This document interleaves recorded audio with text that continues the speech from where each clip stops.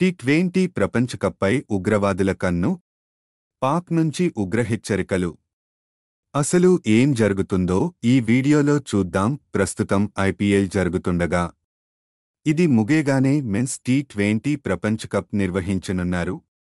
అయితే ఈసారి T20 world కప్కు America, West Indies దేశాలు ఆతిథ్యం ఇస్తున్నారు. ఈ క్రమంలోనే వెస్టిండీస్లో జరిగే టీ మ్యాచ్లపై దాడి చేస్తామని పాక్లో ఉగ్రవాద కార్యకలాపాలు నిర్వహిస్తున్న ఉగ్ర సంస్థ తాజాగా హెచ్చరికలు చేయడం తీవ్ర కలకలం రేపుతోంది. వెస్టిండీస్లో జరిగే మ్యాచ్లలో విధ్వంసం సృష్టించేలా హింసాత్మక ప్రచారాలను చేస్తున్నట్లు తెలుస్తోంది. దీనిపై స్పందించిన వెస్టిండీస్ మ్యాచ్లకు ఎలాంటి ముప్పు లేదని హామీ ఇచ్చింది.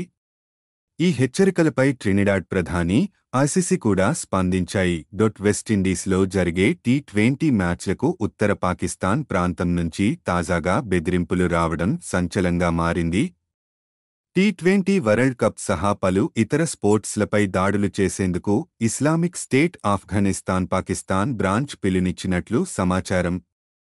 ఇందులో భాగంగానే ఇస్లామిక్ స్టేట్కు సంబంధించిన మీడియా వర్గాలు ఆ ప్రాంతంలో హింసను ప్రేరేపించే విధంగా విధ్వంసం చేసేలా రెచ్చగొట్టే ప్రచారాలు చేస్తున్నట్లు తెలుస్తుంది. ఇస్లామిక్ స్టేట్ మద్దతుదారులు అంతా యుద్ధ రంగంలోకి దిగాలని వారు పిలుపునిస్తున్నారని సమాచారం. ఈ ఉగ్ర హెచ్చరికలపై వెస్టిండీస్ క్రికెట్ బోర్డు స్పందించింది. తమ దేశంలో జరిగే టీ20 ప్రపంచ కప్ మ్యాచ్లకు ఎలాంటి ఆటంకం జరగదని హామీ ఇచ్చింది.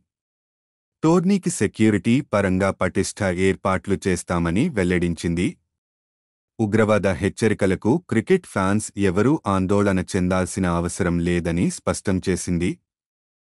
వరల్డ్ కప్ టోర్నీని సాఫీగా నిర్వహిస్తామని cricket West Indies CEO Johnny Graves వెల్లడించారు.